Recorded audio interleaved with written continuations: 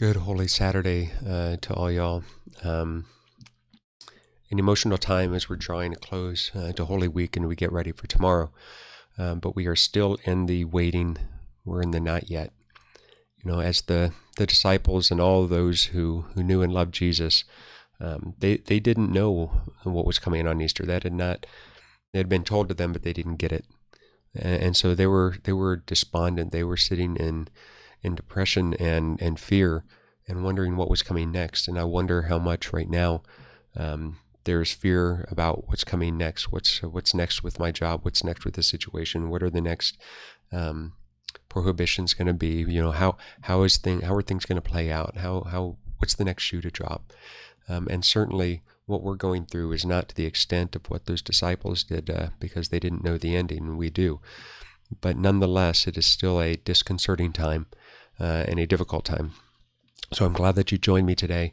I have 3 readings for today. A couple of them are ones that are both mourning but also hopeful. And then the third one is a talk about the body of Jesus. And that's good for us to remember on this day that is in between the Good Friday and the Easter. From Lamentations 3. Remember my affliction and my wanderings, the wormwood and the gall. My soul continually remembers it and is bowed down within me. But this I call to mind, and therefore I have hope. The steadfast love of Yahweh never ceases. His mercies never come to an end. They are new every morning. Great is your faithfulness. Yahweh is my portion, says my soul. Therefore I will hope in him. No matter how bad things are, no matter how bad things look, steadfast love of the Lord never changes, never diminishes, and will always overcome. And we should keep that in mind. His mercies are new every morning. From Hebrews 4. Since then we have a great high priest who has passed through the heavens, Jesus, the Son of God. Let us hold fast to our confession. For we do not have a high priest who is unable to sympathize with our weaknesses, but one who in every way has been tempted as we are, yet was without sin.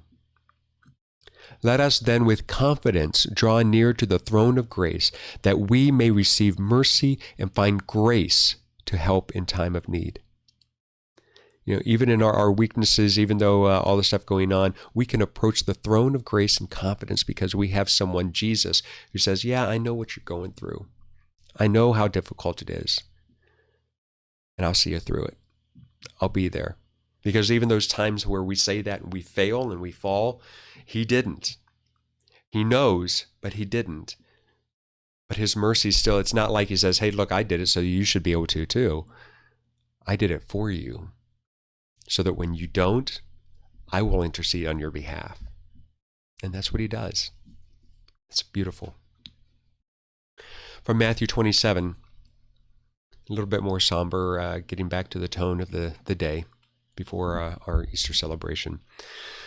When it was evening, there came a rich man from Arimathea named Joseph, who was also a disciple of Jesus. He went to Pilate and asked for the body of Jesus, and Pilate ordered that it be given to him. Joseph took the body and wrapped it in a clean linen shroud and laid it in his own tomb, which he had cut in the rock. And he rolled a great stone to the entrance of the tomb, and he went away. Mary Magdalene and the other Mary were there, sitting opposite the tomb. The next day, that is, after the day of preparation, the chief priests and the Pharisees gathered before Pilate, and they said, Sir, we remember how that impostor said, while he was still alive, after 3 days I will rise. Therefore order the tomb to be made secure until the 3rd day, lest his disciples go and steal him away and tell his people, he is risen from the dead, and that last fraud will be worse than his first.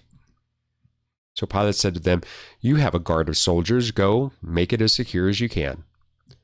So they went and they made the tomb secure by sealing the stone and setting a guard.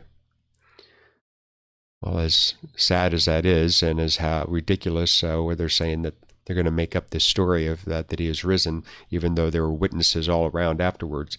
The fact of the matter remains, he didn't stay there. It didn't work out for those who thought that this was an imposter and this was a story, a tall tale. It was the truth. And the way, the truth, and the life, Jesus Christ, was in there and now is not. We'll gather tomorrow morning to celebrate that fact more. God bless your evening.